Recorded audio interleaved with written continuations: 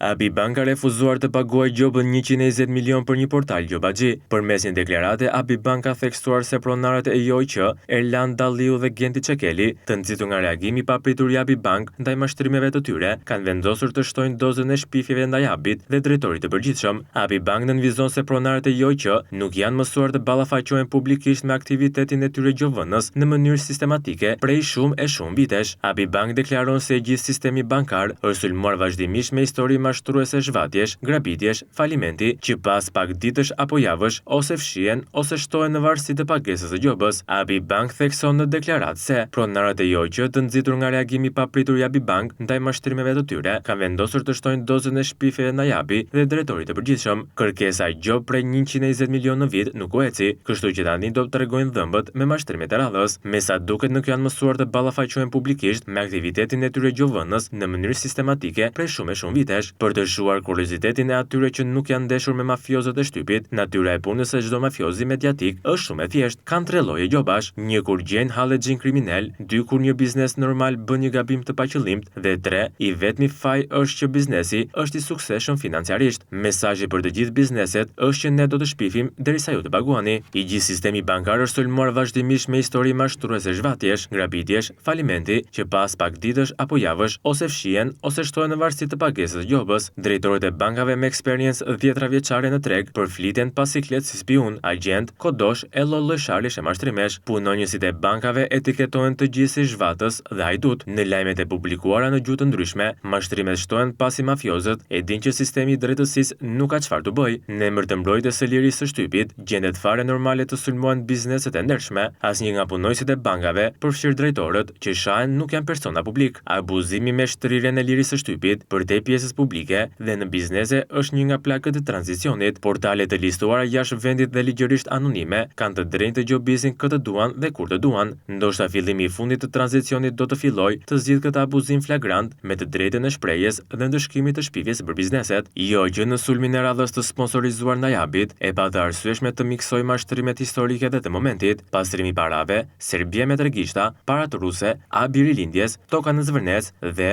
më e lezetshmja në fakt, drejtori kamarier, që bleu 2 banka për 143 milion euro. Të gjitha këto janë mashtrime të serviruar nga hallexhinjt real të reformës në drejtësi, që thjesht duan të heqin vëmendjen nga hallet e tyre. Mafiozët e shtypit janë vrasës kriminal ordiner, online me pagesë. Hallexhinjt disa herë telefonojnë e disa herë takojnë mafiozët e shtypit me udhëzime se si duhet të përbalten bizneset e ndershme dhe cili është mashtrimi më në mod i momentit. Kuptohet që Zvërneci, Amerika, pastrimi i lekëve dhe SPAK janë shumë kërcitës se këto ditë. Instruksioni është shumë i thjeshtë, një mashtrim miks me mashtrime që i përshtatet momentit. Pas disa muajsh jam i bindur që mafiozët mediatik, siç e kanë zakon, do vinë t'ju tregojnë vetë porositësit. Gjithmonë e mbajnë mend shumë mirë dhe me detaje se kush u tha të mashtrojnë dhe kur. Mafiozët e shtypit tashmë kanë zgjeruar vendodhjen. Njëri në Tiranë dhe është polici keq, një tjetër i diku tjetër, ka raste mbase në Miami dhe ky është i arsyeshmi. Disa e kanë biznesin e vogël, disa të regjistruar si jofit një prurës, mbase diku në Europë, mbase në Estoni. Disa jetojnë në adresa modeste në Tiranë, disa në ndërtesa $40,000 metri katror, si për shembull, ndoshta në Miami. ABI Bank ka qenë një nga mbështetësit e hershëm të reformës së drejtësisë. Do të ishte një ditë e bekuar për të gjithë biznesin e ndershëm shqiptar, dita kur mafiozët e shtypit të thirrjen nga kjo reformë për të treguar se si paguhen,